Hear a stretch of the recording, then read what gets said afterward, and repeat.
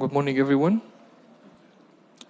Today we're going to continue our discussions for Workstream 2, Protocol 1 on taxation of cross-border services with the co-lead Lisa Lott from Chile. Today is I think it's the last day for this workstream, so we'll try to go again in some deep technical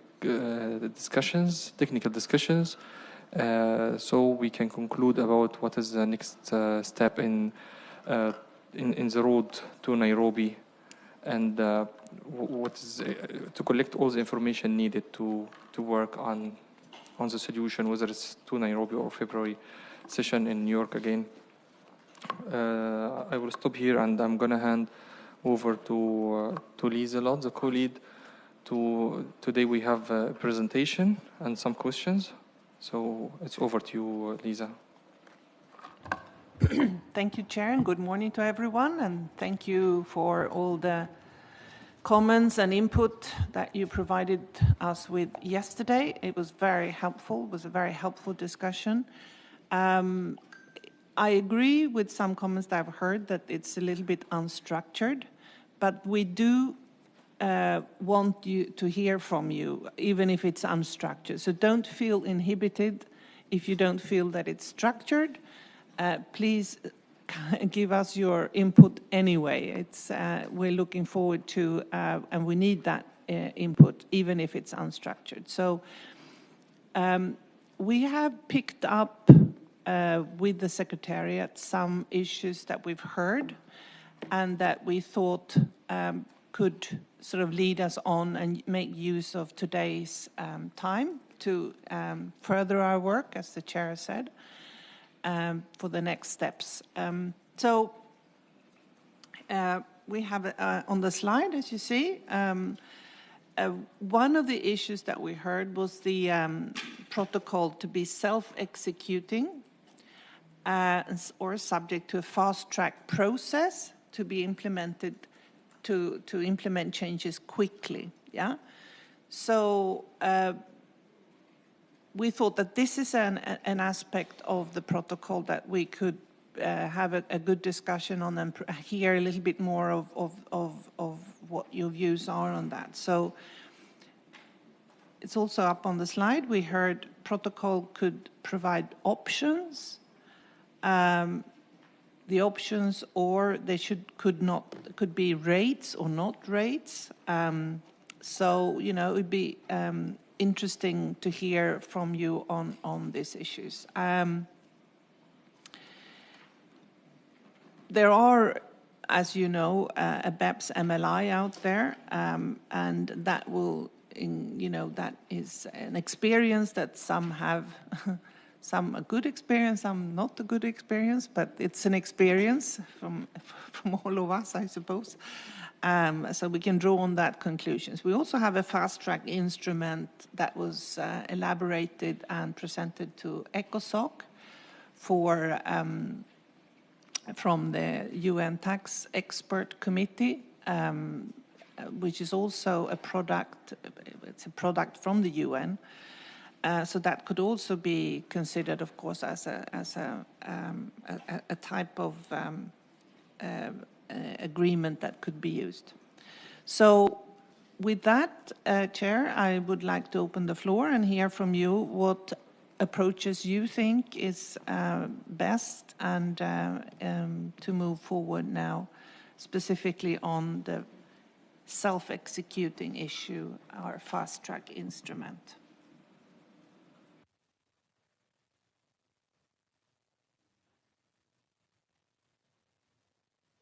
So first we have Switzerland that wants to break the ice. Thank you very much for that, Jan. Please go ahead. Thank you, Madam Chair. Good morning to everyone. I just was wondering what exactly self-executing means. Thank you for that question, because that's exactly what we're asking.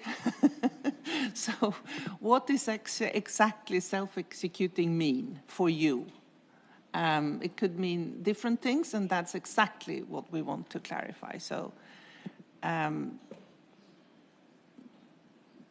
what does it mean for you, Jan, Switzerland?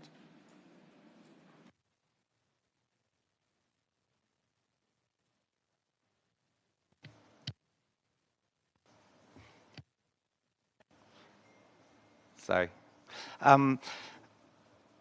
I didn't know that it's unclear to me because we didn't bring up the notion. I guess one thing would be: does it mean you can sign a protocol without signing the framework convention? Is one of the questions. But yeah, that's why I'm asking the question.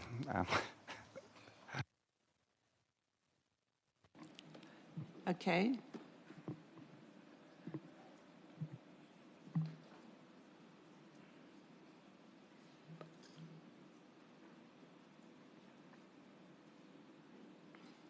From my perspective, at least, I don't foresee that you sign a protocol without signing up to the framework convention. But, you know, we're here to listen. I'm sure we can always figure out a legal way to go forward if we want to. But from my perspective, at least from that question from Switzerland, I would just say that I see difficult, that you would have to be within the framework in order to be able to sign up to a protocol. I see Singapore, I think? Italy. Oh, sorry. Italy first and then Singapore. Thank you, Khalid. Good morning, everyone. And I try to make some thinking aloud to share with the colleagues. My impression is that in the initial architecture of this legal instrument, the Framework Convention should have provided this overarching legal structure, not self-executing perhaps, and not completely giving detailed, operative detailed, while the protocol, which is a separate legal instrument, could provide these implementation rules. So to me, saying that it has to be self-executing is something that I really do not understand completely, because in our view, the protocol is already a legal instrument providing for implementation rules. Perhaps the real detail level of super operative things could be then dealt in a CA agreement under the umbrella of the protocol. Then on the question of ratifying a protocol and not the Framework Convention, perhaps that is odd if we go back to the precedent we have with other UN Framework Convention. But again, it's in the sovereignty of the countries to decide what legal instrument they want to ratify or not. So for us, the protocol should be a multilateral legal instrument in its nature. We are okay that it could provide options. Perhaps we think that the BEPS MLI raised a number of difficult, complex issues. And okay, it's perhaps the most suitable to give options. But again, if we have a multilateral in nature legal instrument, option can be provided through the possibility of expressing reservation. Legally and technically, we have the ways to provide different view. In the case, some countries wanted a higher level of cooperation. So as for the rates, I do think that we should end up in having fixed, possibly very reduced rate on that, because our concern is that different rates may offer potential for treaty shopping, which is something that fragments the system and definitely we would not like to see.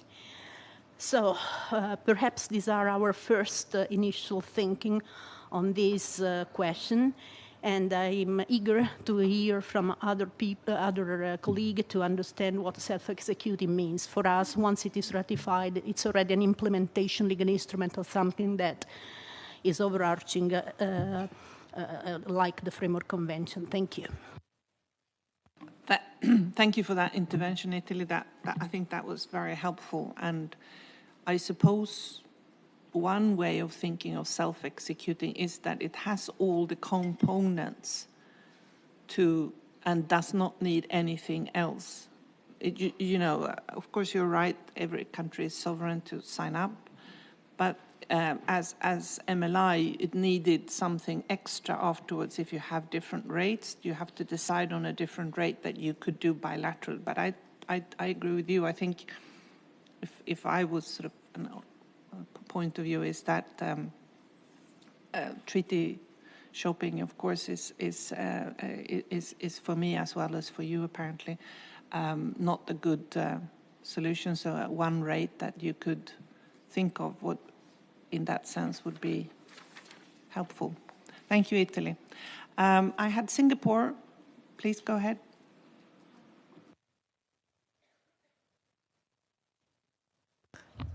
Yeah, good morning, Madam Chair, and good morning to all colleagues as well.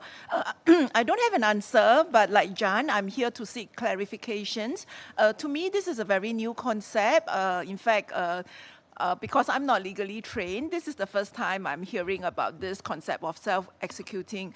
So my questions are, is this concept common in the UN context, and if so, which are some of the other instruments where they have this implemented on a self-executing basis? And the second thing, that it would be very helpful if either the Secretariat or our colleagues from other countries that have experience with this self-executing concept to perhaps share a little bit more on what are the key features, what are the pros and cons, and also what could be the alternative approach that we can adopt if we are not adopting a self-executing concept here. Thank you. Thank you, Singapore. Yeah, we are here now to listen what the membership thinks about the self-executing. So I do think these are all areas where you can sort of do different things, I think, you know. So the point and what we heard on Monday was that people were talking about self-executing agreements. So we want to know what this membership thinks that is, because, you know, we had a discussion yesterday which actually shows that even using the same name, you can have different ideas of what it is. So the discussion here really is for all of us to clarify what we mean when we say self-executing or whatever. I mean, we can always hear what is experience from the UN, and I think that's a very valid input that we should try and provide. I don't know if anyone from the Secretariat can do that, but that's a good point. Thank you, Singapore. So I had Republic of Korea, please go ahead. Thank you, Chair, and good morning to all. We discussed various issues yesterday. As several delegation raised regarding different tax, different rules, it seems more efficient to first categorize cross-border services and discuss how to allocate taxation rights based on their characteristics. For example, it's necessary to first decide whether to cover all over these digital services or high-margin services like healthcare or finance. If we are dealing with low-margin services, we need to first define them. That is determine the criteria for low-margin services, what the low means. Then we would more logical to discuss taxation methods such as gross or net. And the purpose of our discussion seems crucial. It means that we take priority to whether preventing tax avoidance by multinational enterprise such as BEPS, or avoiding double taxation, or allocating taxing rights to income-derived countries, also, or all of them. What we covered, it's my case. Thank you. Thank you, Republic of Korea. I think from yesterday's discussion, we opened the floor specifically on the low margin services, and we didn't get very much help on how to define them. So it seemed to us the conclusion of the plenary yesterday was that it's not going to be very easy to do that work. So that's the conclusion we had from yesterday on that issue. But thank you for your input on the issues that we raised. Thank you. So we have Sweden and then Honduras. Thank you, co-lead, and good morning, everyone. I just want to have a few comments on the self-executing issues because it makes my head spin around a bit because I'm, to be honest, I'm really not sure what this meant. So the first time I heard the word coming up was in the work stream on, maybe it was work stream 1, or maybe it was on the, it was at least in relation to dispute resolution, where it was said that you could have dispute resolution provisions in the framework convention or in a protocol that were self-executing, meaning that you could, for example, have those ruling on Article 9, like provisions in your domestic law. And I think we have given written comment on that because those kind of self-executing provisions would not be possible under our constitution because, and that's the difference between sort of what we're doing here and other processes where I think taxes are protected and who is to rule on taxes in the constitution. So for us, those kind of provisions would be just impossible. And then I also wanted to add, because you share, or co-lead, Liselott, you mentioned also the MLI, and also there, as I'm not sure if you're aware of, but we also had the problem that we couldn't just implement the MLI because the Justice Department said no. So we ended up having to negotiate every single protocol to change them. So I just wanted to also bring out that sort of complexity, that's this kind of provision that might seem, and it might even work in many countries, I'm not so sure, it depends of course on your constitution, but it's, it might not be as easy as you think because we're dealing with taxes and I think especially if you have the kind of type of system that we have, and I think some other countries have as well, that might be difficult. So on that one, I just going back to the question from Switzerland that we, I mean, now we're talking about services, and it seems like it's a different self-executing provisions we might be referring to, but it was really not clear to us. I mean, everything for us has to go through our parliament, and yeah. Thanks.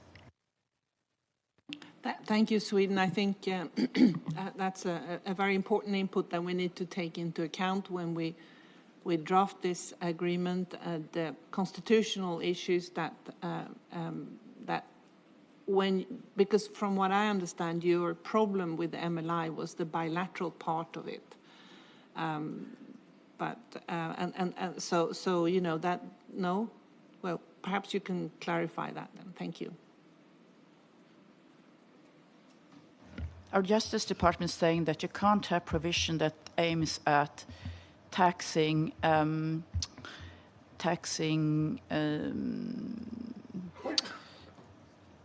taxpayers that are unclear. And our Justice Department thought that just adding, I mean, the MLI is apparently very complicated. So you have the MLI, and then you are supposed to know how it will work in relation to your tax treaties. And our Justice Department said that it wasn't clear for the taxpayer exactly how that would work, and that wasn't acceptable to them. So, I mean, if there would be like, if I can take the example of Article 9, if there would be Article 9, and we will have an Article 9, we will agree on that, and then there would dispute, yeah, that's fine, but we can't have anything that's added on top of something else like the MLI was doing. So yeah. Thank you for that clarification. Honduras, por favor. Buenos días, co-lead y colegas. Me parece que en el contexto de la negociación de la Convención Marco, en particular en este debate de tributación de servicios transfronterizos y economía digital, la aplicación directa debe referirse a que las normas del tratado y o el protocolo deben de poder aplicarse por sí mismas en el derecho interno, digamos, sin la necesidad de que se pueda aplicar o adoptar una ley adicional o un reglamento para que éste pueda aplicarse o que se active.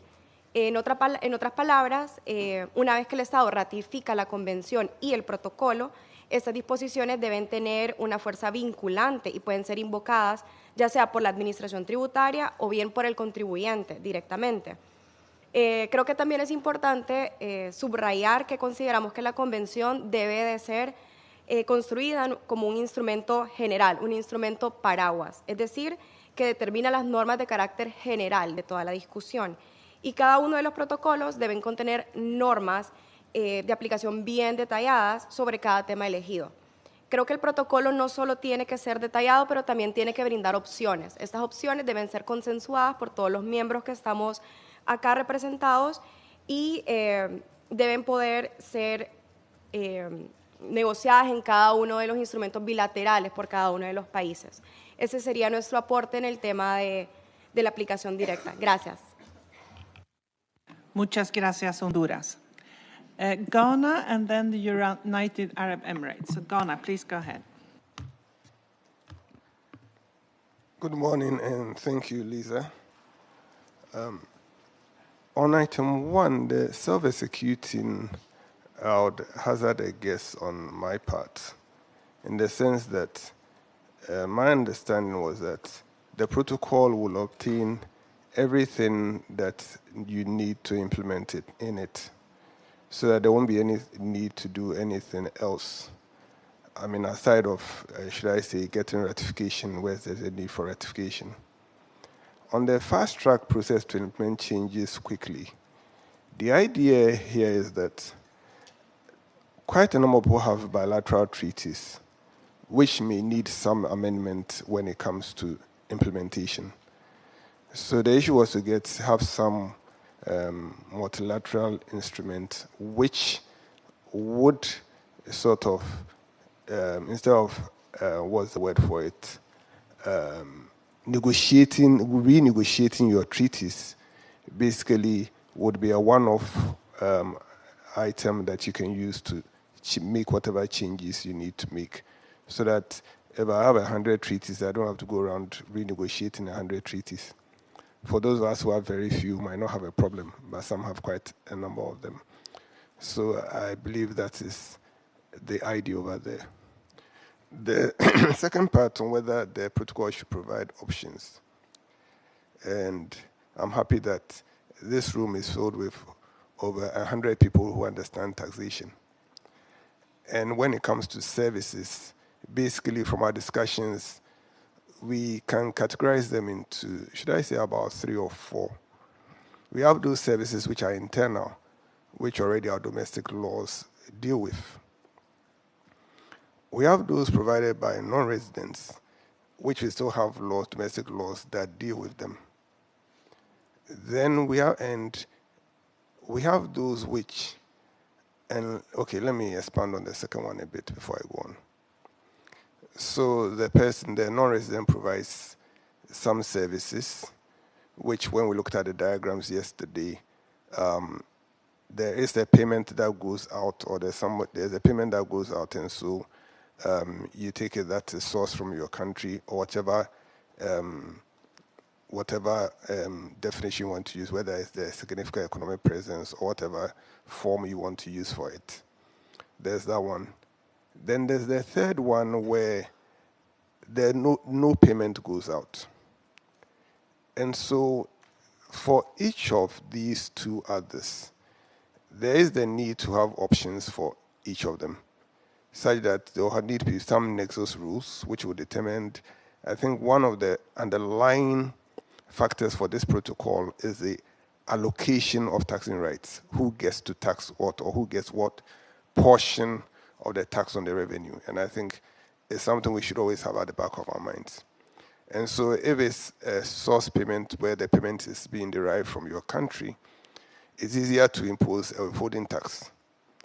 But if there's no payment and it's between third parties, then there must be rules as to how you get your portion of the revenue. And I liken it to the indirect credit transfer system, which Ghana adopted a while back, and I know that it's been looked at in both the IMF and UN circles, where you had two entities dealing with assets within your country, but yet it's sold outside your jurisdiction. And so the question was that we had to put in rules as to how to make sure that since the asset was in your jurisdiction, I think we have the same thing here when it comes to information that is being changed or some revenue that is being sort of obtained above your head, but really you should have a share in it. And so when we talk about the different rules and the protocol providing options, basically we will need to look at this. Now the issue on rates, I know that there is occurred when we're talking about low margin services. Now, basically, you might not necessarily have to worry about the rate yet. And even when it comes to the low margin service, I mean, we have all these services. Again, if I want to go to a practical example, I don't know about other countries, but in Ghana, we have what we call economic indicators, which every year we update for all industries, service, goods, whatever. And with that, what we do is that we determine the average margin based on the size of the entities. So the MNEs, the small-scale industries, each of them, we look at the margins that pertain. And based on that, we use it as a benchmark to check whatever returns they submit and the profits and chargeable income in that case that they submit to determine whether it really falls within the range or whether they are under invoicing. And I mean, when it came to the issue of using the net basis for the terms, I think the issue of competitions came up. So there are quite a number of things which I believe we are all using in one way or the other, which we could sort of translate into the protocol. So the issue of rates, I don't think we really should worry ourselves about it now. But once we define the services clearly and really determine who gets what share of the revenue, would have answered quite a number of these things. Thank you. Thank you, Ghana, for that detailed input. It's very helpful. United Arab Emirates, please. Thank you, Madam Co-Chair. So from our perspective, I think if I start first on the point around self-execution or self-executing, we agree with those earlier delegates in the room that suggest that the comments on here are not very clear.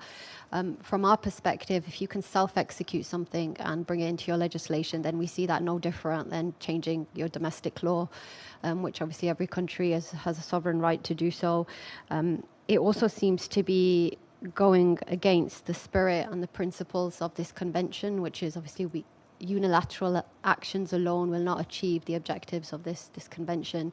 So I think from our perspective, we see the confusion, and we would recommend that wording in particular is deleted if there is no common understanding. We do very much agree with the fact that a fast-track process, whether that's sort of an instrument similar to the MLI, does make more sense. But we do, even on that, I think the reality is, and for the long-term viability of these protocols to be adopted and implemented, I think we would like to see something similar, like the possibility to not just have options in a fast-track instrument, but also the optionality to include reservations.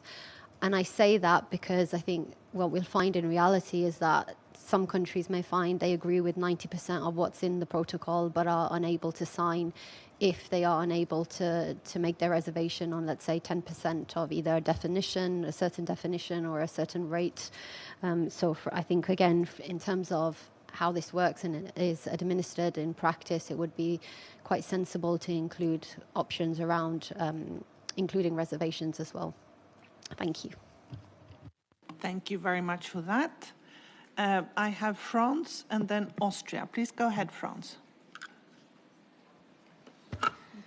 Bonjour, chers collègues. Merci, Madame la Présidente. Alors moi, je voudrais juste faire quelques remarques. La première, c'est on a toujours compris que le protocole, quoi qu'il arrive, serait optionnel. C'est-à-dire qu'en fait, les États membres auront la liberté ou pas de le signer. Donc ce que je comprends, c'est qu'on est déjà dans la deuxième étape. Donc si un État membre décide de signer le protocole, quels sont ou quels seraient les effets juridiques donc de cette signature. Et là-dessus, j'écoute avec très, très attentivement les commentaires de la salle. Mais j'ai un peu du mal à me positionner aujourd'hui parce que je ne sais pas vraiment ce qu'il va y avoir à l'intérieur. Donc hier matin, on avait parlé de solutions autres.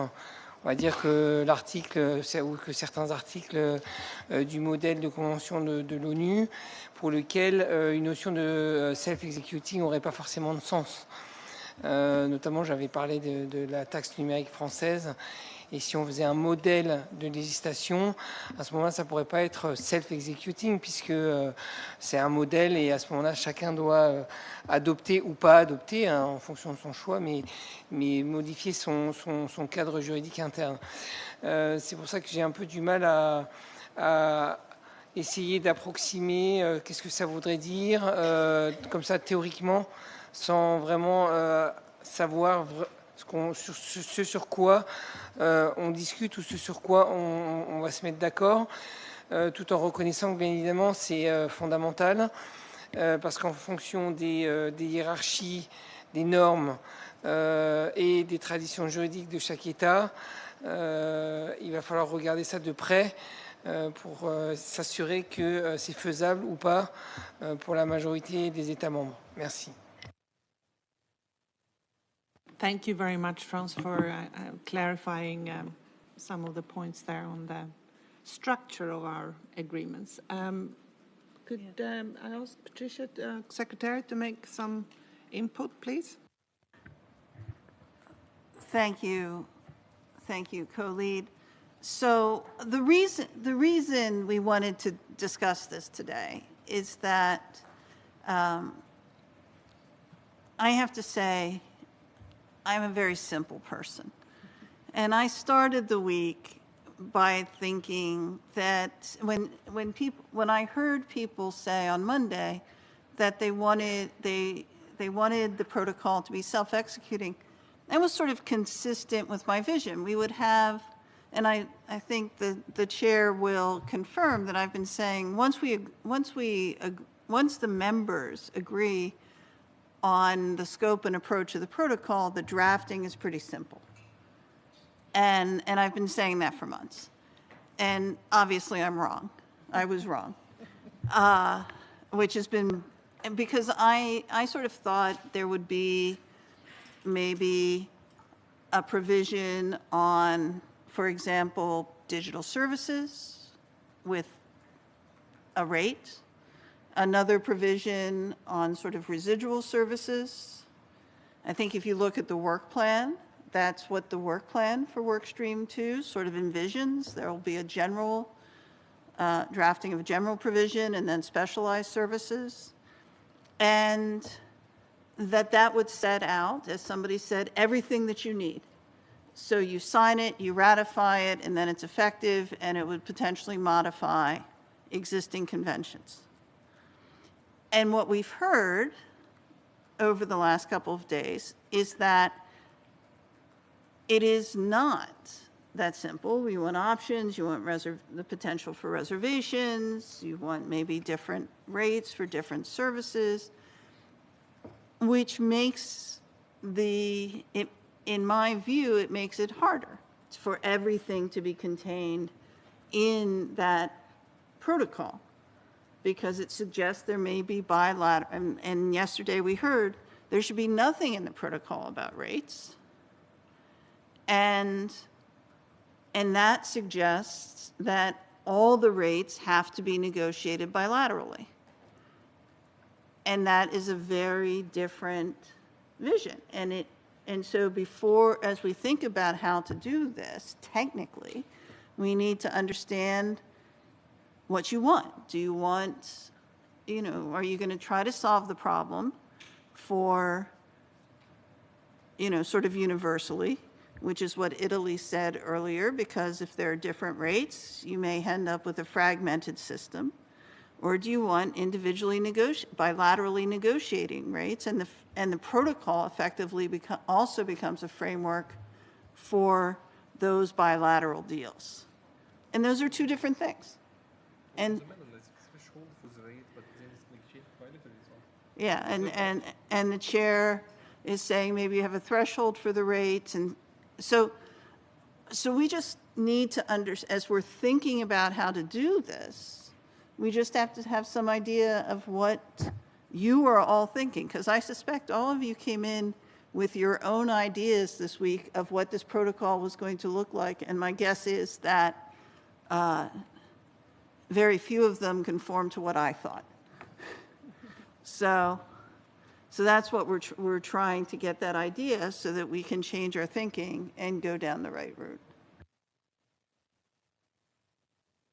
Well, I must say that I had the same vision as you, Patricia. It needs, members has so far asked for clarifications, but the point is that we are setting the mode. We can't ask others to clarify for us. This plenary that clarifies for us what we want, and then we need to take these things forward. So, but the point is very well taken. In order to decide if you want the document or part of it to be self-executing, is because you know what's in it. But these are things that we need to hear from this plenary what members want. So with that, I have Austria and then India. Thank you, and also thank you for sharing your vision, which is really also helping us in the plenary better to understand what some of the concepts are we're talking about here. And thank you very much for the slide, because yesterday I asked that you put the questions on the slide, so that is very helpful. But to directly dive into what Secretariat Tricia just said, I think I would agree, drafting would be very easy if we all in a room were already on the same page as to what we like to achieve with the drafting.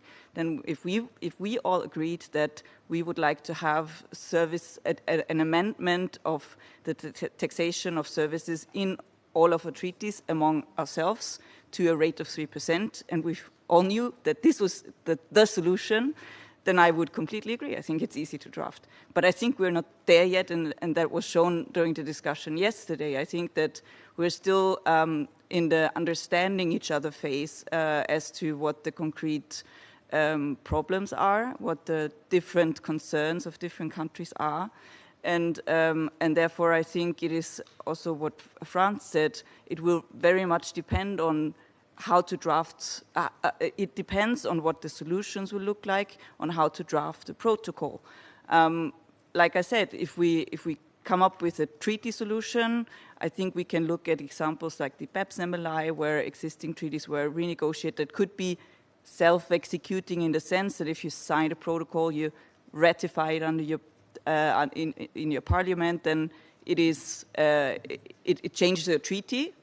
But if you come to a different solution, and I really don't know where we're heading, so I don't have a clear example in mind, but there might be a protocol just saying, well, we need something for this type of service, and along this kind of the broad struck idea that we have, and that it might require something else and cannot be directly implemented. So I think we shouldn't jump too quickly on the solution where we don't really, or on the drafting if we don't really know yet what the solution is.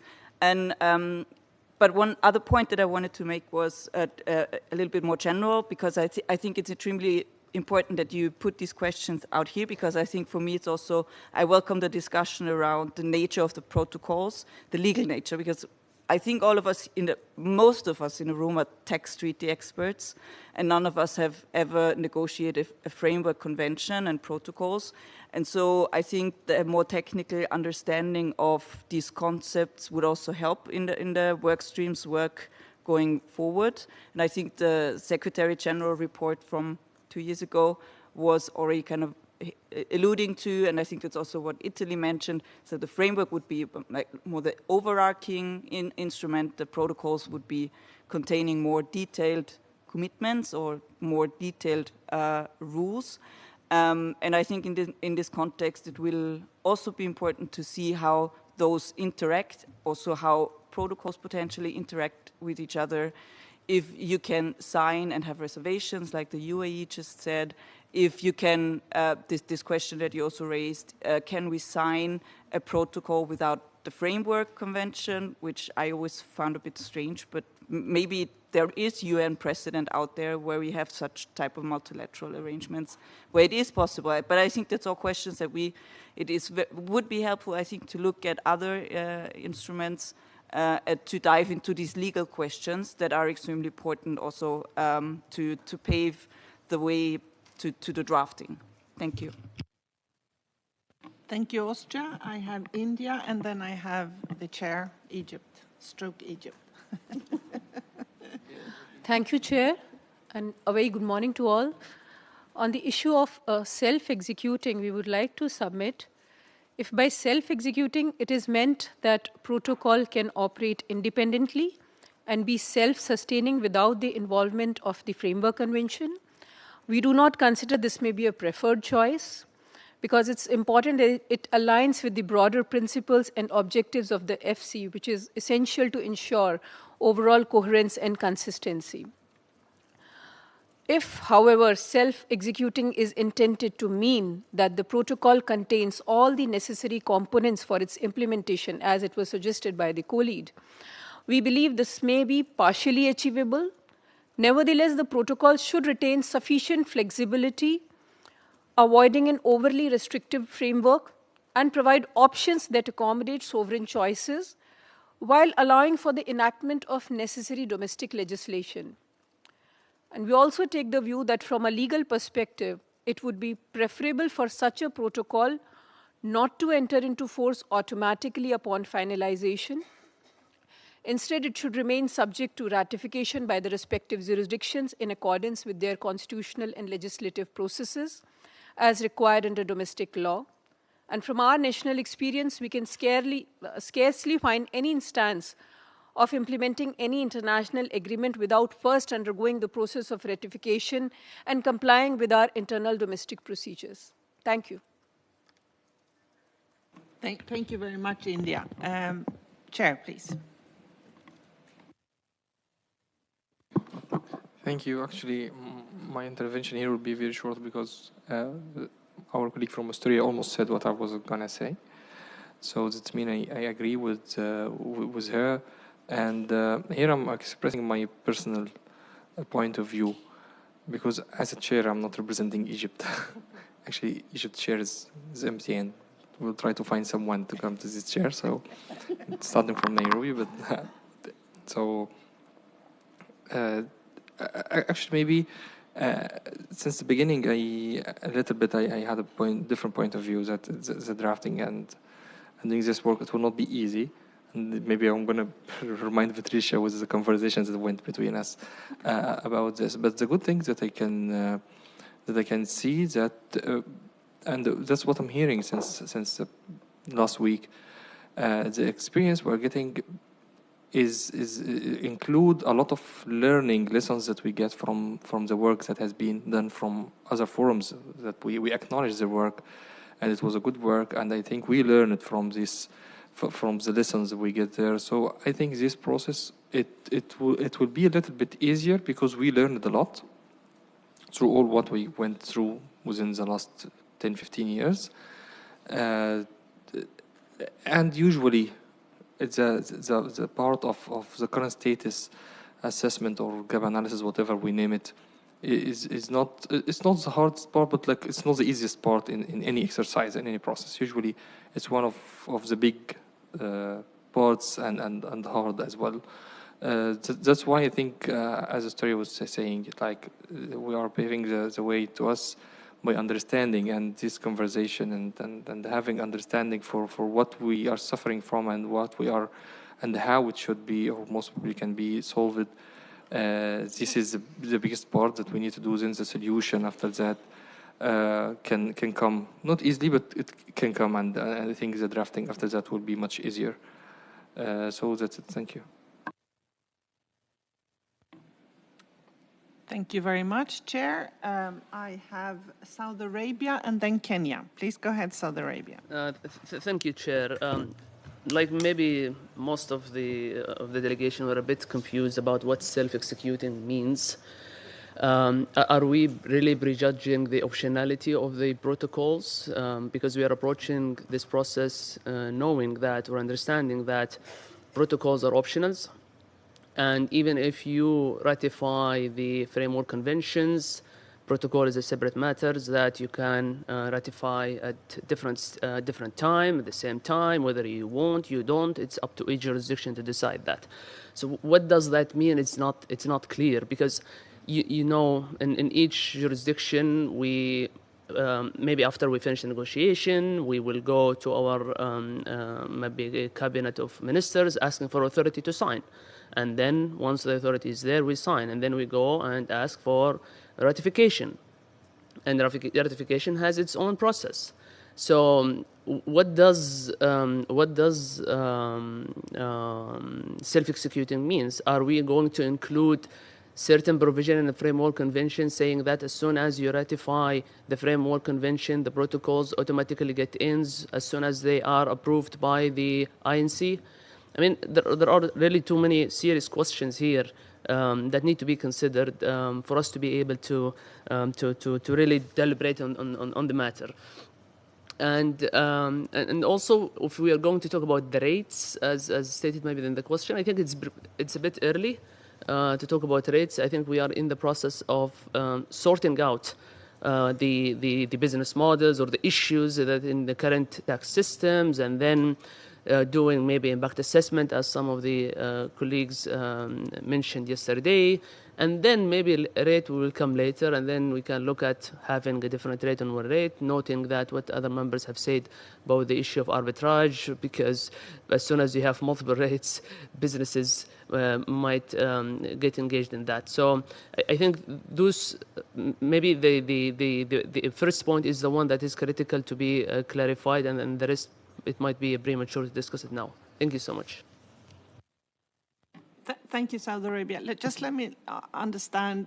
It's a little bit premature, you say, because I think what we're trying to do is actually clarifying what this plenary would like to go forward with. So from your example, I think France was the one, at least that I remember, was clarifying that one thing is the framework convention, one thing is the protocol, and we've already clarified, and that's clear for everyone, I hope, that there are separate legal documents. Now, if you sign up to the framework convention, you do not need to sign up to the protocol. That I think we should all be clear on. Now, I think there's still a question of if you want to sign up to a protocol, but you haven't signed up to the framework convention. I don't think that has been clarified. But I think from what I hear, we think we should have the umbrella framework and then signed, and then you can sign up to a protocol. That's the way I hear it. But what we need to is to hear what this plenary wants to go forward with. So that's the whole exercise. So that's what I hear. And I also hear that we should have the option. So what is self-executing? If I might put an input to that, I think self-executing is a document that is it works by itself.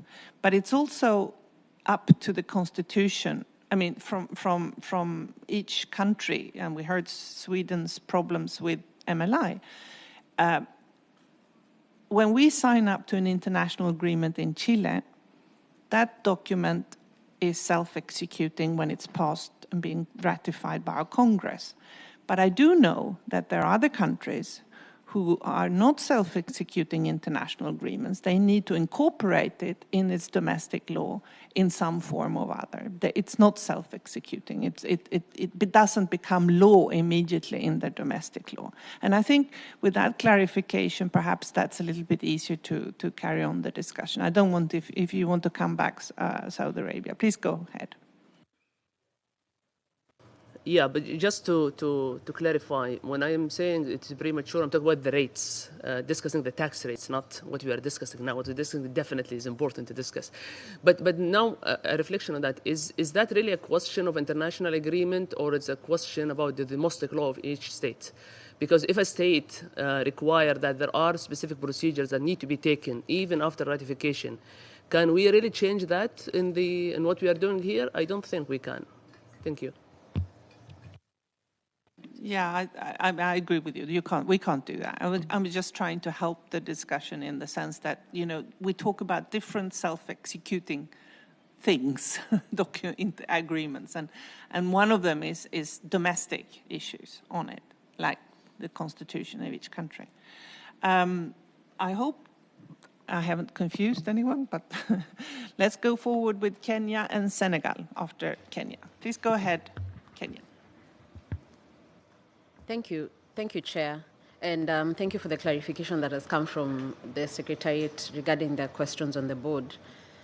In the submissions made on behalf of the Africa Group on Monday, and also in our written submissions, although now I'm talking in our national capacity, we did raise the proposal to include the solutions that are going to be developed under this protocol in the existing tax treaties. And one of the examples that we gave on how this could be done is through a fast-track instrument. So it was just one of the examples that could be considered. And I'm not sure if this justification is really needed anymore, because I think Ghana had elaborated on it, but maybe I can just give our perspective. In the workstream discussions that we've had, we've said that one of the ways that we face challenges in the taxation of cross-border services, at least for Kenya, is because of the restrictions that are placed on our taxing rates in our tax treaties. So for us, our domestic law already allows us to tax income from cross-border services. And I think maybe that's where Patricia's question came up around us saying that physical presence may be relevant, because whenever the questions came up, the examples came up, we always said we are going to tax. The source state should tax. So our domestic law already allows us to tax income that is derived from our jurisdiction or accrues in our jurisdiction. But then when we come to tax treaties, we have restrictions placed there. And I think from the discussions we've had so far, it's a factor that has been agreed across the board that the tax treaties are based on principles that don't reflect the ways business are currently being operated. So we definitely see the need for an instrument or a provision that is going to implement the solutions that we come up with in these discussions in those tax treaties, so that the challenges we're facing could be addressed. So our proposal is that once we come up with the solutions, once we fulfill our mandate, then we could find a way to, or we can come up with a way of implementing these solutions within our tax treaties. And an example, as I've said, is a fast-track instrument. So that was our proposal, and not so much on the self-execution. But from the discussions we're having, Kenya is one of the countries that would need to take all our international agreements, even if we've signed onto them, they would actually have to pass through Parliament before they can be ratified. So I think I agree with the sentiments that maybe it would be good to come up with the solutions first, know which options countries are going to be given or to have within the framework of the document, and then we determine how the document is going to be implemented. Because I think the execution, as quite a number of members have said, a lot of it depends on the domestic law. And for a lot of us, our domestic law does require quite a number of processes of ratification to be done before that document can come into force. Thank you, Chair. Thank you, Kenya. And I hope my comment was not interpreted that we need to look into the domestic laws, how to implement, because I think I was just giving an example of constitutional differences that you have to, that in our case, and the typical example is that international agreements are self-executed once they've been ratified by our Congress. But I know that others actually have, they pass the international agreement, but then they implement it through some other procedure. So I know that these are constitutional issues to implement, but that's not something that we should discuss because they're just different, national domestic issues. And so I was just giving that as an example of self-executing documents or agreements in my country.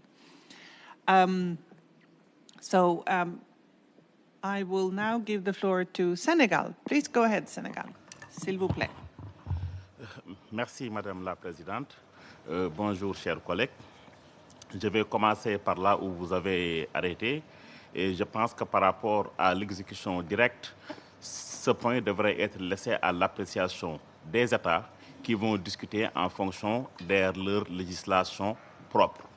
Et cela permettrait déjà donc d'avoir plusieurs alternatives et de ne pas avancer dans ce domaine que nous ne pouvons pas résoudre à ce niveau. Toutefois, nous pourrions réfléchir sur les questions d'administration de la Convention. Et cela pourrait être décidé au sein de ce groupe de travail ou au niveau de la plénière. L'autre élément sur lequel j'aimerais revenir, c'est notre approche dans ce travail. Je pense que nous devrions avoir une approche plus coordonnée, plus cohérente, parce que certaines questions qui sont soulevées ici ne peuvent pas trouver solution si au préalable nous n'avons pas réglé certaines problématiques. Si vous demandez ici la Convention devra avoir des options ou pas, nous ne savons pas d'abord le contenu de cette Convention pour pouvoir anticiper sur la possibilité d'émettre des réserves ou de faire des options. Ça, c'est le premier élément. L'autre élément, au niveau de ces options, comment définirions les options? Comment définirions ce qui ne devra être contraignant?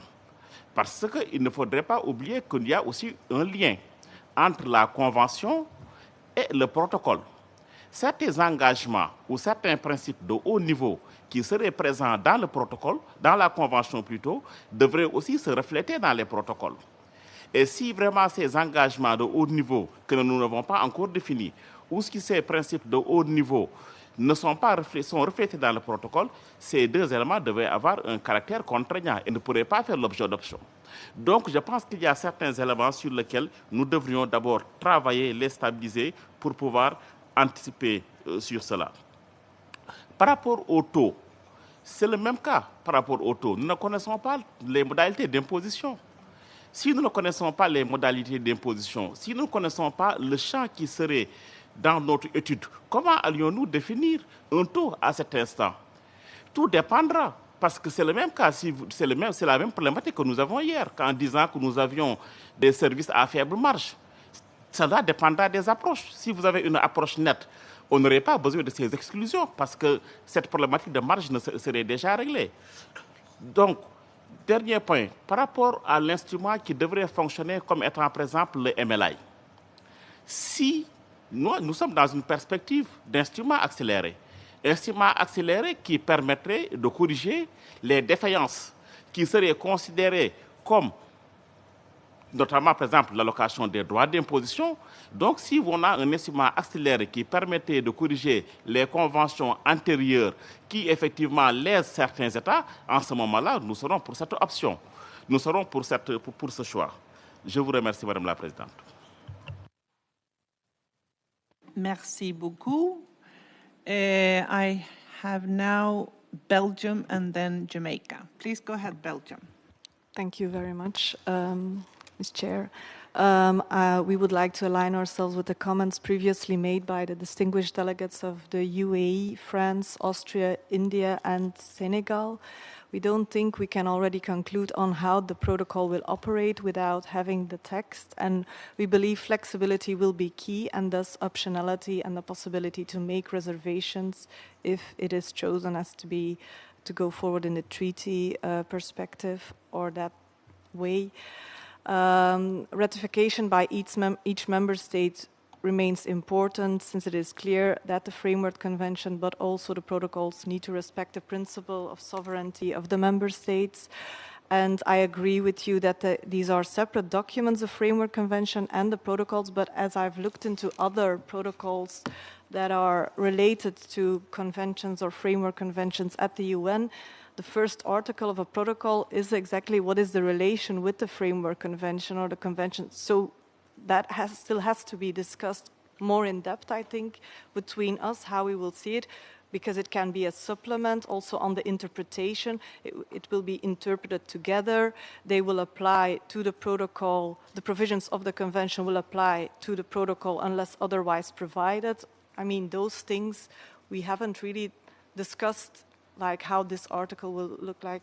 So that's why I think we are maybe moving ahead a bit too quickly on this. I do understand that there are different views in the room, but I would say that we need to proceed on the issues first maybe, and then see how we really want this protocol to work, what are the options provided, depending on the discussions we already had like this week.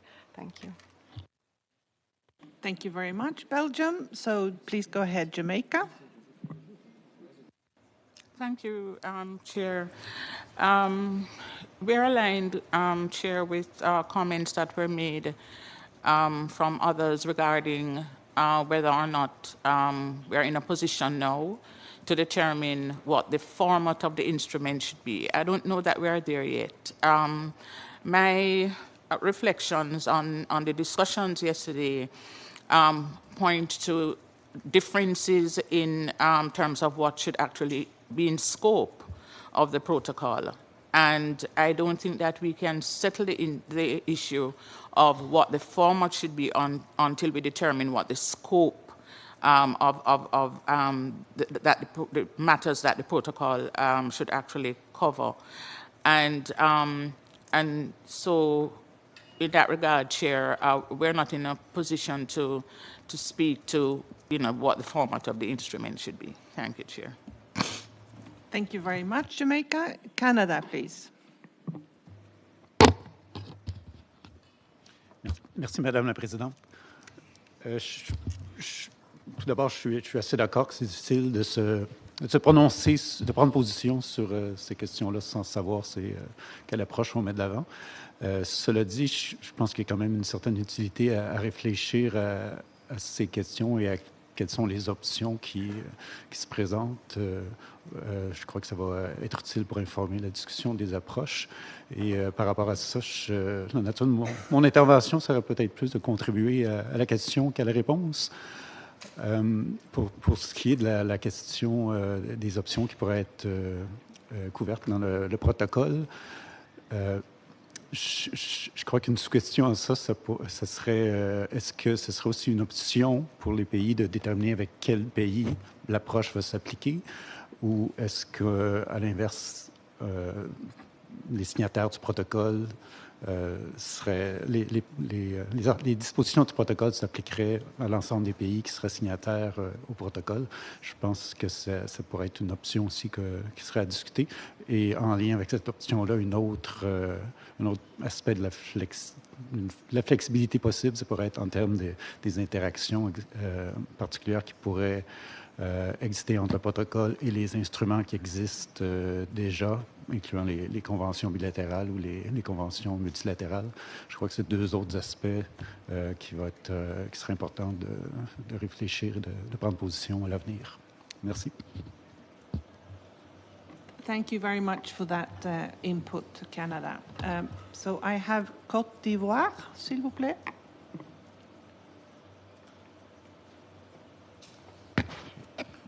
Merci, Madame la Présidente.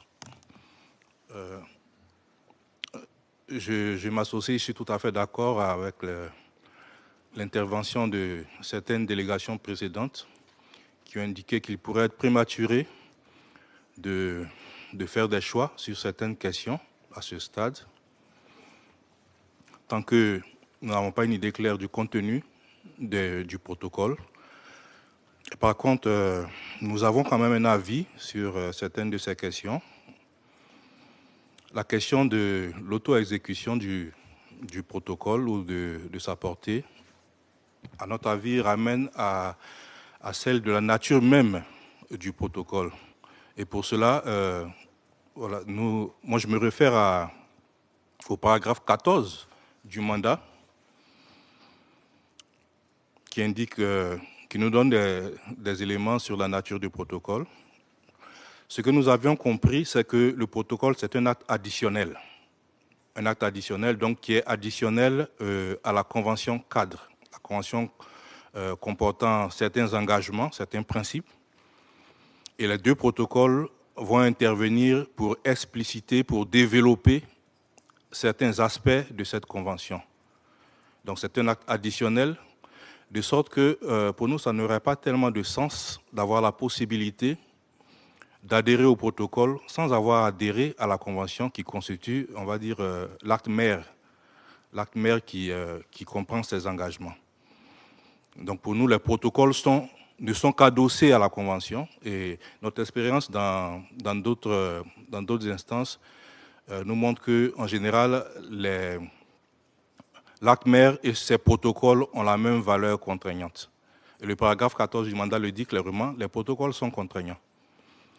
De sorte que tout État qui aura adhéré à un protocole, donc il reste optionnel, mais tout État qui aura adhéré à un protocole s'engage à mettre en œuvre les recommandations ou les engagements qui sont compris dans ce protocole.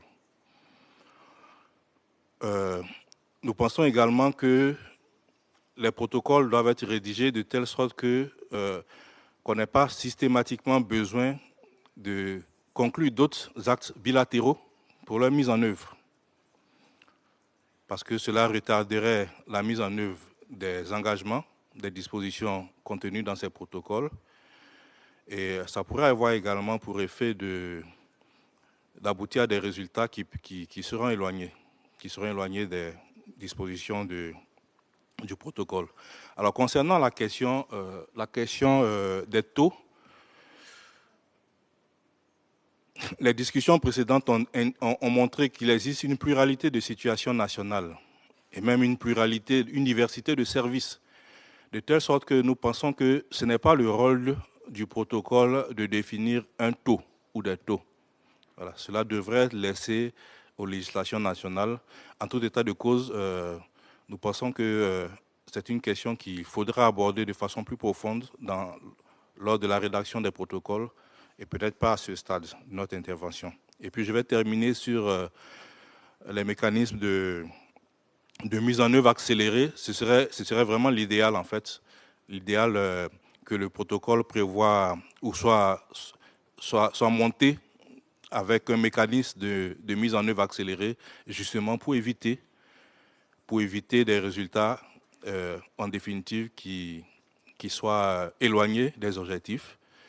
Et donc, le protocole devrait pouvoir trouver un mécanisme d'amendement des conventions bilatérales, des différents accords bilatéraux qui existent, afin de les rendre conformes à ce qui est recommandé. Je vous remercie. Merci beaucoup. The Russian Federation and then Algeria. Please go ahead, Russia. Спасибо большое за предоставленное слово. Нам хотелось бы отметить, что наше представление о том, как должна быть построена работа, наверное, по большому счету совпадало с представлением секретариата и Патриции, как она объяснила, как видела эту работу. Вот мы в этом понимании, наверное, схожи. Объясню, в чем и почему.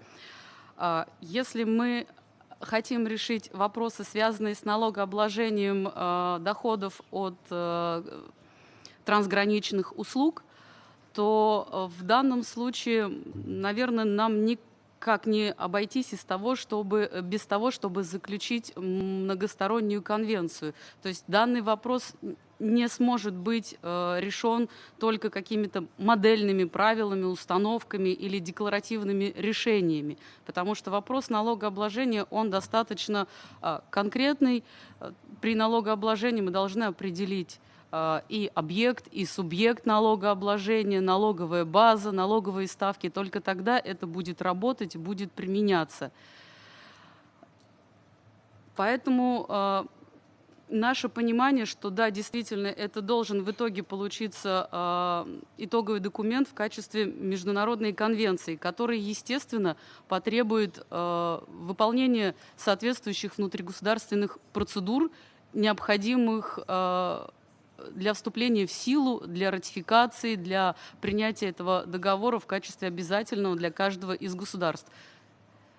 В зависимости, конечно же, от национального законодательства каждого государства, у кого что предусмотрено правовой системой. На наш взгляд, как нам представлялось, хорошим примером мог бы быть разработанный под эгидой ООН Fast Track Instrument,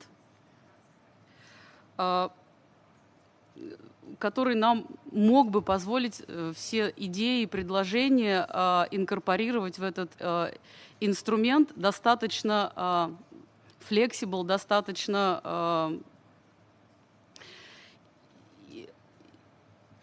как нам видится, данный документ, проект этого документа, разработанный в ООН, имеет такую структуру, которая подходит для того, чтобы встретить все пожелания и опасения многих государств.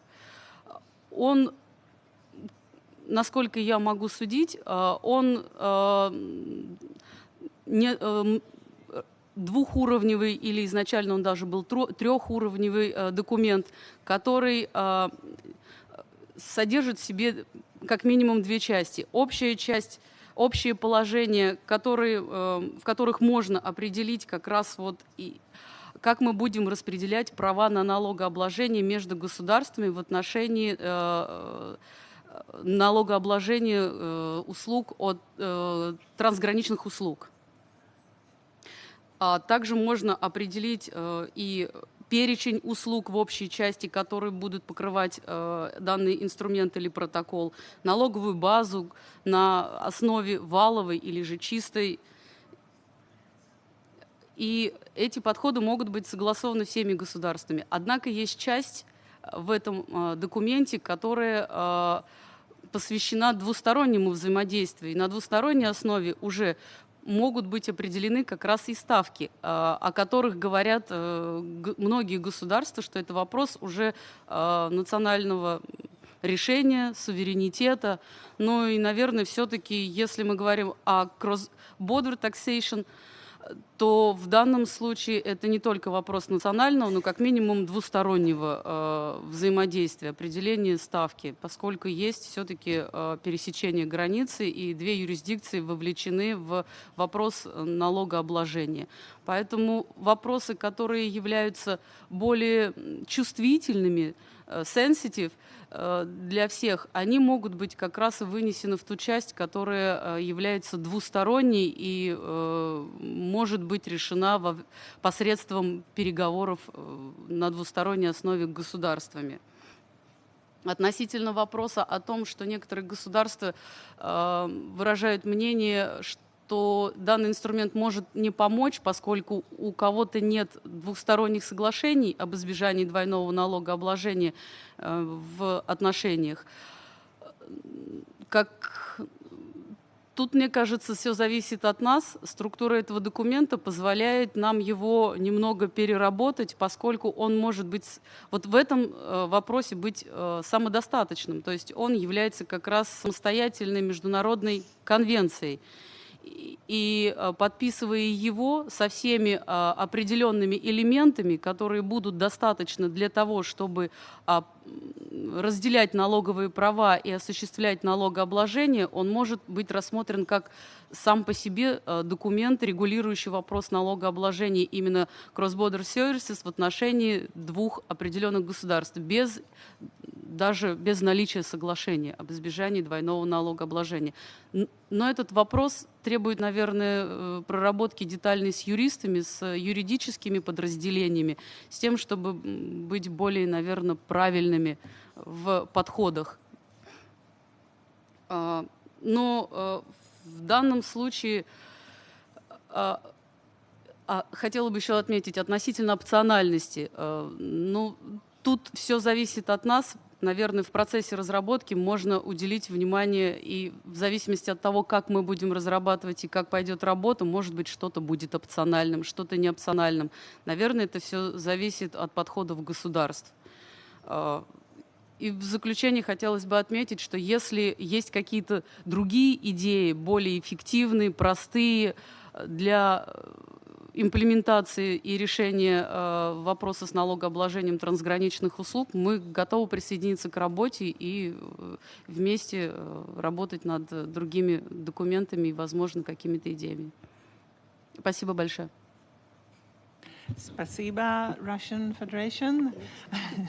That was a very, very interesting intervention with lots of technical details. So makes us, many of us at least, I think, thinking a lot about them. Thank you very much for that. Thank you. I have Algeria and then Switzerland, s'il vous plaît. Thank you, Madam Khaled. And since it's the first time I've taken the floor in this meeting, I'd like to congratulate you and to express our gratitude for all the efforts you've done so far, as well as the presidency. My intervention will be mainly on the self-executing option presented. We've heard many delegations today and many views. Since I'm in the room, I couldn't agree more with the position expressed by India on this matter. Many other delegations, we share exactly the same point of views. I would name Saudi Arabia, I would name Ghana, I would name Cote d'Ivoire, I would name and many others. So for us, first of all, we see the protocol as closely linked to the convention, and it's not two documents that we could separate. But I totally agree with your explanation that it's technically two different documents, and we can adhere to one and not adhere to the other. It depends on the choices of any state. But it stays in their substance two documents that are closely linked, and the protocol is here to explain some, as it has been explained, to dwell in one of or two of the aspects of the convention itself, and to give it this implementation force and implementation mechanisms. As for the question on if it's possible to be a part of the protocol but not the convention itself, I don't know if other conventions give this option, but I think that in this case, in our convention, it wouldn't make sense to be part of a protocol and not to be part of, as Cote d'Ivoire said, the mother document of this protocol. For us, for example, in our constitution, the international laws are always above the national ones, and they are binding. But yet they need to be, they need some internal procedures to be implemented in the national jurisdiction. And in the particular example of tax and finance, the tax administration refers only and mainly to what we call the annual finance law, which is adopted annually and which takes into consideration all the changes. So yeah, there is some internal procedures we have to take in order to have the text 100% applicable. And this is as been said, this is not something we can change here. We have to have something conform to all this.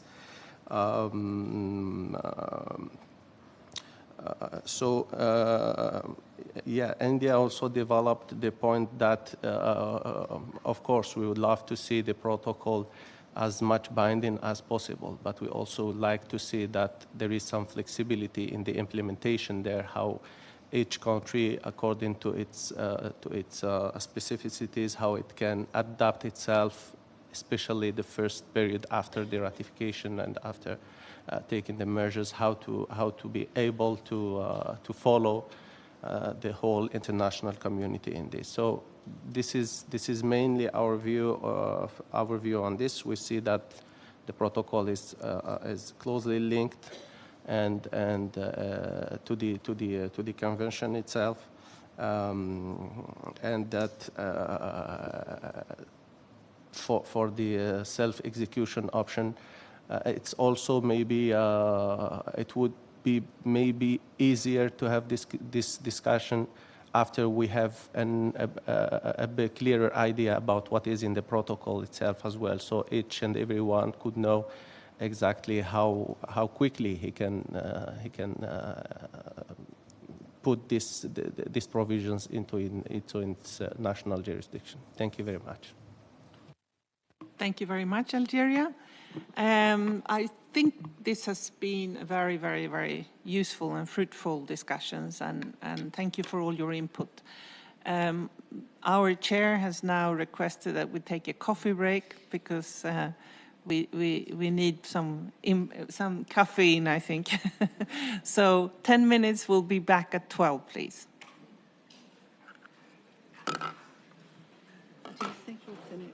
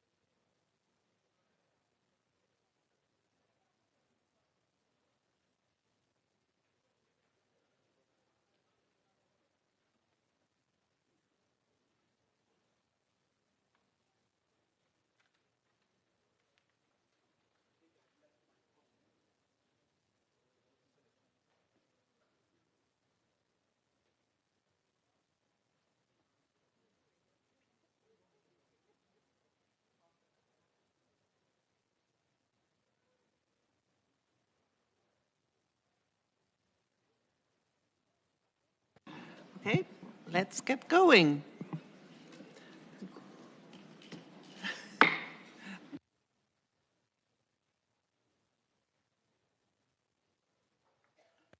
Thank you very much. I hope you had a good break, even if you didn't have coffee.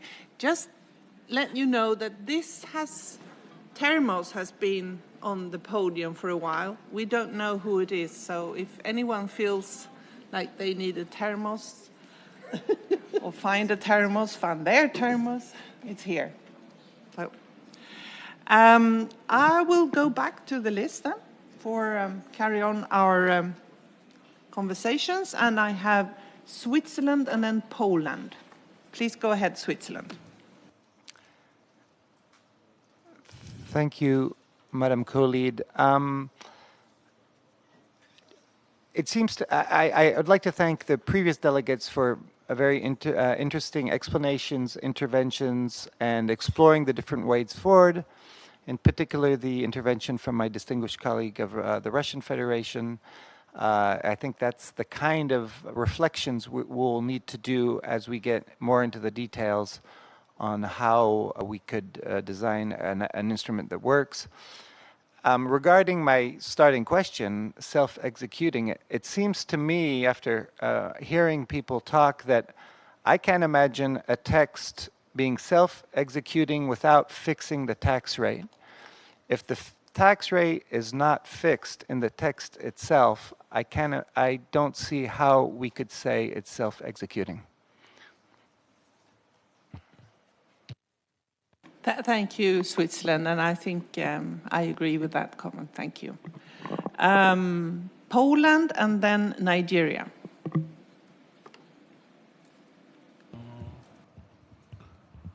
Thank you, Liselott, and thank you for this interesting debate and discussion. And I understood your point on the self-executing of the protocol as in the context of being the ratified and the part of the domestic legal system, in fact, after ratification. But I see the different also here context of that, which has been already mentioned by some distinguished delegates, but just to explain how I see it. I mean, the self-executing protocol cannot be treated without the framework convention. It should be explained simultaneously and together, because there is not direct link between these two agreements. So if I see two options: that the protocol can be self-executing if it has like the full framework, legal framework as a double tax treaty. Because in fact we are talking here about the piece of the specific income, and we are creating double tax treaty concerning this piece of the specific income on services. So we have to remember that if we are talking about the double tax treaty, we need to have some provisions, some general provisions, and not only which general provisions which can, because only to have all these provisions, the treaty can be properly executed and can be properly applied. So we are talking about the residency, tie-breaking rule. We are talking about the method on elimination of double taxation.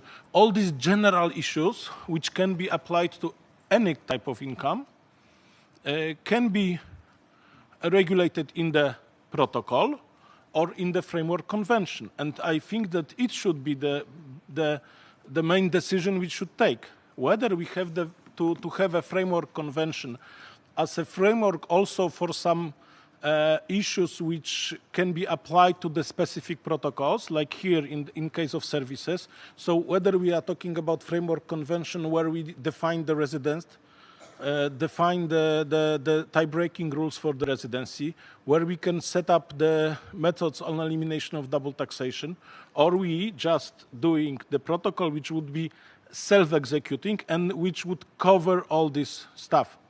So this is for me the question of the first question, whether we have the robust protocol with covering all the aspects of the elimination of double taxation, or we keep some of them to the framework convention.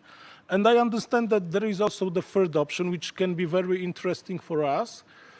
When we are referring to the MLI, I'm referring to the BEPS MLI question here, because I can imagine that this protocol can be drafted as a kind of BEPS MLI was drafted, like that. This is kind of the treaty which is not a protocol, in fact, to the double tax treaties, but it modifies somehow their legal norms, yes, which are in the double tax treaties. If we have a protocol here on services, which would have the same, which would have the same impact on double tax treaties which we have, it would be very interesting solution, because we would keep them the biggest flexibility we can imagine, in fact. So this is the one advantage of such a solution.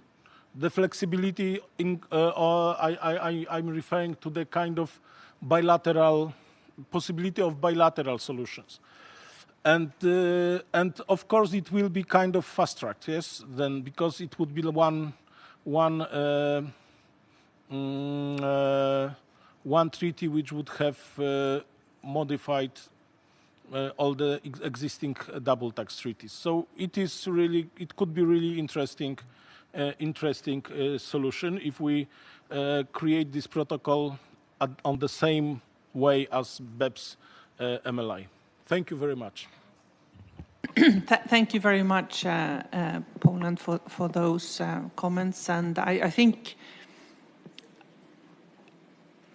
you go into some details which I think is very useful and comes to the point that was made, I think, by some delegates. I think Kenya, and I also think that it would be very interesting, because if, as our issues note has identified, the biggest problem for developing countries is that their tax treaties, actual tax treaties, is not allowing them to tax according to domestic law in the area of services. How do you overcome that? So, you know, is it going to be a sort of treaty that changes all your treaties, or, you know, that is where we are. And I think your intervention there, Poland, was very helpful. So raises some interesting aspects of how we can go forward. Thank you. We have Nigeria and then Norway. Okay, it's already afternoon, I think. So good afternoon, colleagues, and thanks, colleague, for the opportunity. Since the session started in the morning, I think it's been very the discussion around self-executing has been quite interesting. And there are no really a kind of a convergence on what it means. There are a lot of understanding that people have exhibited, and likely so, because we also do not have a good understanding of how that applies and what it really means. I hear after the domestication or after the ratification, then the treaty will be able to operate without any further work or any further regulation or instrument. I hear also that you may not, in some instances, require any ratification of the instrument, but there are no agreement as to whether that will apply to all jurisdictions. For us in Nigeria, it is not something that will work for us because of constitutional limitations. We can't have an international agreement without domestication. It has to pass through the parliament because it's going to be amending our domestic laws, probably and also existing treaties. So in our submissions, what we had suggested is FTI, which I believe that there is no delegates that I think have spoken against that, because if we need to amend existing treaties bilaterally, then that may be forever. So such an instrument will be very important so that existing treaties could be amended without having to go into bilateral negotiations. And there are also comments around whether you could sign up to a protocol without being a signatory to the convention itself. We think that the Framework Convention is the mother instrument, and when we refer to the two protocols, the two early protocol, I think the language is the Framework Convention and its two early protocols, which means that the protocols are tied to the apron of the convention. So if I sign to the convention, then I could therefore choose to sign the protocols. That's our own understanding, not the other way around. Thank you for having us. Thank you very much, Nigeria. Norway and then India, please go ahead. Thank you, Madam Colleague, and well, I don't think I can say good morning at this hour, but it's nice to see everyone.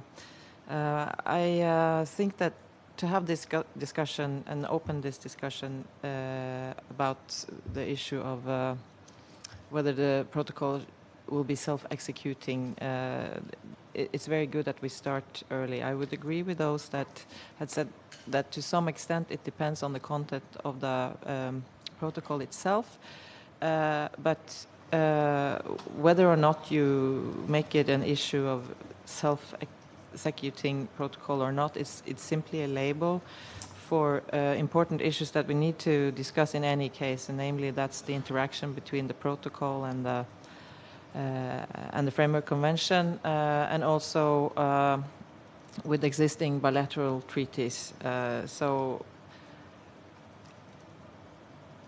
we take note of all the different aspects that have been raised here today, and it's a good basis for going forward. We think there is a good opportunity to take some maybe inspiration from the BEPS MLI in terms of what it offers in flexibility, but also the limitations that that instrument had, as some delegates have pointed to today. In any case, when it comes to implementation, it will be the national procedures and requirements that applies to bring any protocol into force nationally. So you have more questions on your slides, so I could briefly speak to those. I think we should keep, for now at least, the issue of whether the protocol should provide options open. I think we had a very useful discussion today, and many good aspects were brought forward across the board. When it comes to rates, I would agree with what Italy brought up this morning, that we should be very mindful that may raise, we shouldn't open avenues for tax planning, and we should take care to draft an instrument that is solid in that aspect too. Thank you. Thank you very much, Norway. So I have India and then Colombia. Please go ahead, India. Thank you, Colleen. Taking ahead the discussion, which was just now made by Poland and Norway, and in addition to what we have already stated in our earlier intervention, on the issue of optionality and the adoption of BEPS MLI approach, we would like to submit as follows. So the BEPS MLI approach is one that could be considered, as most of us have already experienced this process and are to some extent familiar with its working. Its adoption process has withstood the test of our domestic legal procedures, requiring both signature and ratification before entering into force for the respective jurisdictions. But that said, we recognize the possibility that certain jurisdictions may have reservations on some measures that may figure in the protocol, and they may choose to remain outside its scope. So the possibility of bilateral negotiations on the lines of MLI is difficult to dispense with entirely. However, it may be worth considering the introduction of certain timelines within which countries could accede to the protocol even unilaterally after a defined time period. Moreover, if the work undertaken here results in provisions that would override existing bilateral treaties, it becomes even more critical that a range of options is provided to countries before they decide to accede to the obligations under the protocol. We believe providing such flexibility would respect the diversity of domestic legal systems and treaty practices while recognizing and encouraging the broader participation of the countries. Thank you. Thank you very much, India. And I think I'm not too sure what countries' experiences has been, but I think the majority has had a good experience of the BEPS MLI. However, those who have had a bad experience, we can learn from that and perhaps overcome those problems so that our instrument can be less problematic. So thank you, India. And Colombia, por favor, adelante. Muchas gracias. Desde la delegación de Colombia queremos poner adelante algunas ideas, por supuesto muy preliminares, que hemos estado pensando en línea con las preguntas que nos han puesto a consideración hoy y teniendo también en consideración lo que discutimos ayer, porque creemos que hay varios elementos ahí que se pueden ir como juntando, pues sin perjuicio de que pues estas son ideas muy preliminares y que es bienvenida la discusión que se dé en la plenaria en ese sentido y pues que se siga dando de ahora en adelante también en los workstreams. Coincidimos con lo mencionado por varios de los delegados con respecto a que todavía no hay mucha claridad sobre los elementos que va a tener este protocolo y sobre la forma que va a tomar. Y como se mencionó anteriormente por varios también de los delegados, dependiendo de las medidas que se terminen adoptando, pues terminará dependiendo qué tan posible sea que estas disposiciones se adopten de forma automática. En este sentido, coincidimos con lo manifestado por el delegado de Suiza con respecto a que un tratado de implementación automática debe contener la tarifa para los impuestos que se definan y por consiguiente su base gravable y en la medida en que esos elementos sean parte del protocolo, pues se puede considerar que este es de implementación automática o no. Creemos que lo más conveniente para lograr que las disposiciones de este protocolo tengan el efecto deseado es que tengan aplicación automática en efecto y que no se requiera de negociaciones bilaterales para su implementación en la medida de lo posible, sin perjuicio de que este pueda ser un mecanismo que se pueda usar para elementos que no queden explícitamente cubiertos o explícitamente definidos en el protocolo. Una vez los países miembros, por supuesto, lo adopten y lo ratifiquen de acuerdo con lo establecido en sus marcos jurídicos domésticos. Sin embargo, a partir de lo discutido en la sesión de ayer, sí consideramos que hay unos puntos de encuentro mayores o coincidencias en torno a la posición de los países miembros en relación con la tributación de los servicios digitales. Varios países han adoptado impuestos liquidados sobre una base bruta, independientemente del nombre que tengan, cuando son la jurisdicción de mercado en la que se prestan estos servicios, en reconocimiento de que las estructuras tributarias existentes hasta el momento no llevaban a que estos servicios tributaran de forma justa y apropiada en ellas. Dado esto, creemos que para estos servicios sí podría haber un mayor acuerdo, una posición más mayoritaria para que el protocolo establezca la base tributaria para estos en la jurisdicción de mercado y la tarifa que sea aplicable en este caso.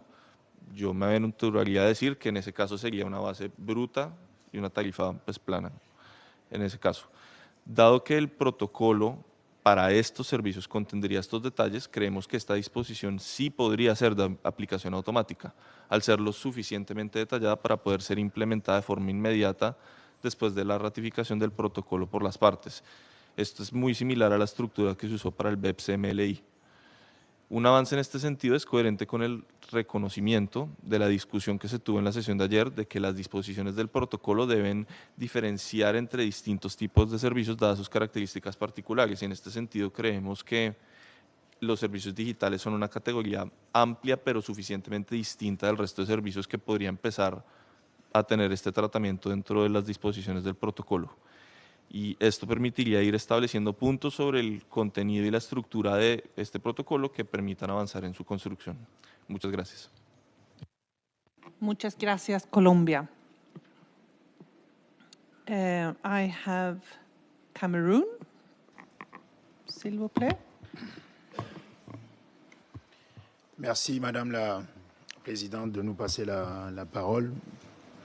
Je voudrais apporter une contribution à la discussion sur la question des modalités d'application des protocoles, notamment sur la question de savoir si les protocoles peuvent être directement appliqués dans les législations nationales sans avoir besoin de ratification suivant le processus classique de ratification qui passe par les parlements, ou alors sans avoir besoin de transposition dans un texte interne. Déjà, de notre point de vue, cette modalité signifie que le texte en lui-même devrait pouvoir s'appliquer une fois qu'il a été adopté et une fois que les États l'ont signé. Donc, c'est un texte qui n'aurait pas besoin, si telle était l'option, qui n'aurait donc pas besoin de passer par le processus de ratification normal, comme ça devrait être le cas pour la convention cadre. Alors, de notre point de vue, pour envisager une telle hypothèse, il faudrait peut-être réunir au moins deux conditions. La première condition, il faudrait que dans un texte peut-être préalable, ça peut être la convention cadre dans le cas d'espèces, que les États aient prévu cette possibilité que les protocoles s'appliquent de manière immédiate et directe dans les différentes juridictions. Parce que si les États ne sont pas engagés et les parlements ont ratifié ce principe-là, il sera difficile que le protocole en lui-même puisse donc être appliqué directement. Et la deuxième condition de notre point de vue, c'est que ces protocoles, dans leur formulation, dans leur contenu, devraient être suffisamment complets, suffisamment clairs pour être directement applicables. Or, là, nous envisageons un texte qui va peut-être donner des options aux États. Il va falloir choisir entre telle ou telle option. On discute de la possibilité de laisser le soin aux différents États membres de fixer les taux d'imposition des services, ce qui suppose que le protocole va laisser des espaces de choix aux différentes juridictions. Donc, maintenant, il va donc falloir qu'on prenne des options. Si on veut que les protocoles soient des instruments directement applicables, il faut peut-être que dans la convention cadre que nous sommes en même temps en train de négocier, que nous puissions insérer cette possibilité et que les États, en toute responsabilité, en toute liberté, puissent s'engager donc vers une telle mécanique. Maintenant, je voudrais également partager une interrogation personnelle sur la portée juridique des protocoles même. Beaucoup de pays avant moi ont soulevé cette question-là, l'Algérie, la Côte d'Ivoire et bien d'autres pays également. Quand on lit bien le point 14 des thèmes de référence, on note qu'il est bien indiqué que les protocoles sont des instruments d'exécution ou d'application de la Convention cadre. Et nous savons que dans la Convention cadre, il y a des engagements qui seront pris par les pays, par les États, dont les modalités de mise en œuvre pour certains de ces engagements vont être traitées dans les protocoles que nous sommes en train de discuter. Maintenant, en même temps, on a admis le principe qui voudrait que les protocoles soient des instruments distincts en tant qu'instruments juridiques distincts de la Convention cadre. On comprend bien cela. Mais la question que je me pose, c'est de me demander, est-ce que finalement c'est cohérent? C'est cohérent de dire que, voilà, on va prendre des engagements dans une convention cadre et les modalités de mise en œuvre de ces engagements sont renvoyées à des protocoles qui vont rester optionnels pour les différents États. Peut-être qu'il y a un besoin de clarification de l'articulation qu'on veut avoir entre la Convention cadre et les protocoles. C'est une question que je me pose. Merci.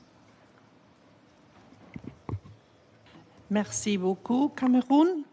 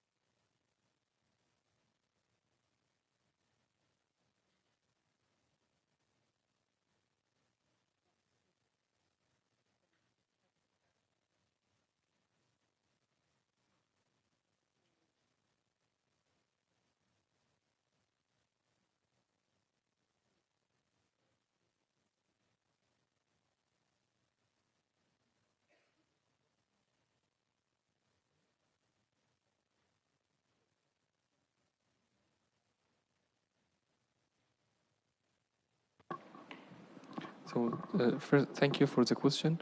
I think the relation between the framework convention and the protocols is already mentioned in the TOR. So the protocols are optional. So you can sign to the convention, but still, if you didn't sign to the protocols, that means you didn't join the protocol. So you need to sign to the convention, then you join the protocols. So it's not a mandatory that if you sign the convention, that means all protocols work for you. You can sign to part of the protocols, all protocols, none of the protocols. But of course, if you're not signing to any of the protocols, that means none of these solutions will be working for you till you decide to join one of the protocols. So the protocols is the relation is optional relation. So it doesn't mean if you sign to the convention that protocols apply for you. You need to decide and join which protocols you would like to join.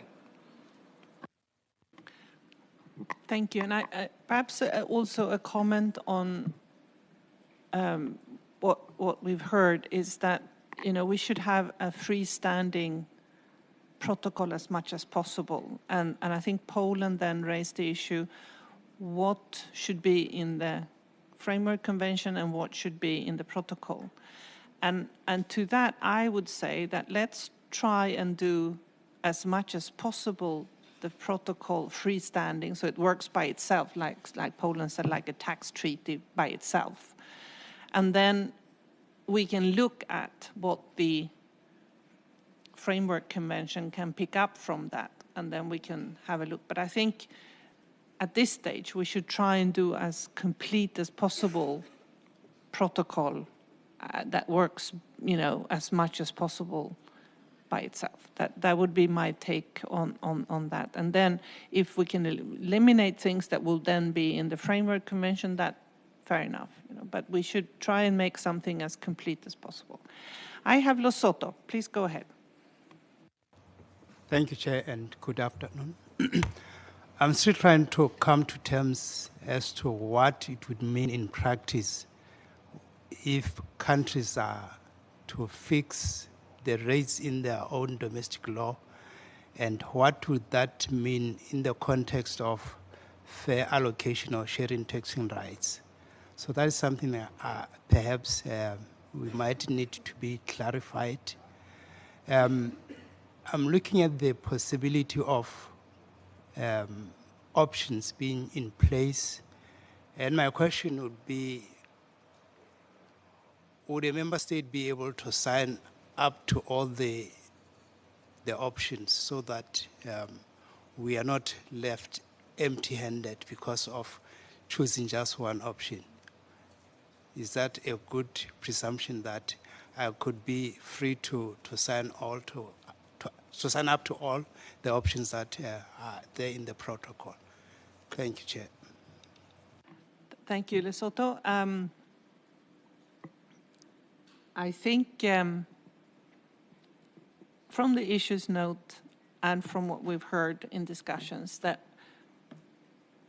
most countries have domestic rights to apply taxes on payments from their country or activities taking part in their country. But many developing countries in the workstream sessions have pointed to they cannot apply those domestic legal principles because they have tax treaties that stops them from using that legal right they have in domestic law to apply tax on these activities. So what we're trying to look at is how that instrument is going to work that alleviate this problem. I suppose that is a fair comment. I don't know if that was helpful, Lesotho, but Patricia has a different view, so let's hear from Patricia.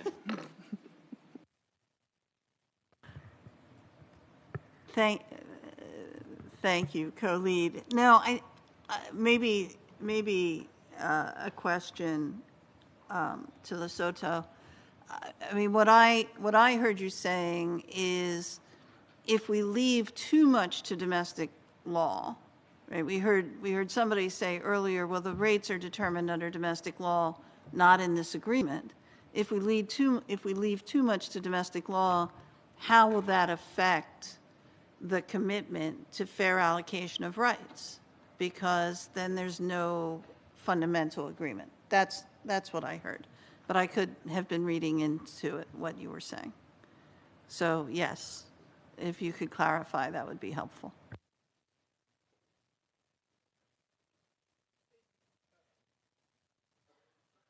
Please go ahead, Lesotho. Yes, that is basically what my point is on that specific issue, that if we leave that too much to the domestic law, what then does it say to sharing the taxing rights?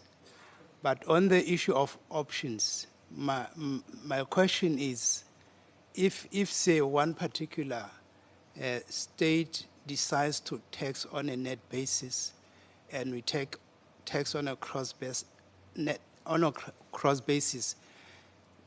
would I be able to take both options, that depending on who I'm dealing with at a particular point in time, then I can actually adopt the net basis vis-a-vis the cross basis? Because in terms of how the discussions were unfolding, there are some other member states who would prefer the net basis, others cross basis.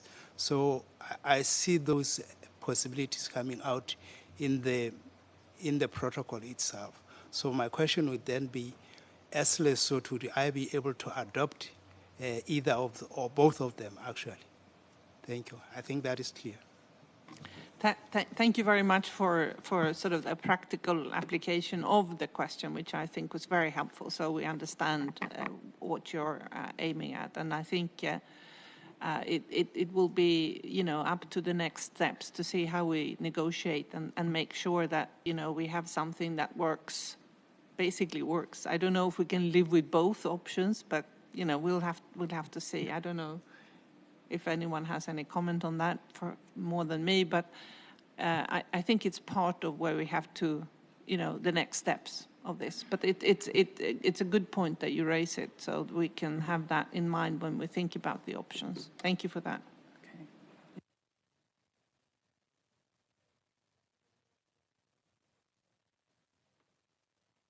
I think we are actually very close to lunch, and as you know, we cannot overrun. So If Germany and Senegal has very short intervention, no, very short. I think it's a bit unfair to ask you to be that short. So we'll break for lunch now and come back at 3, please. Thank you.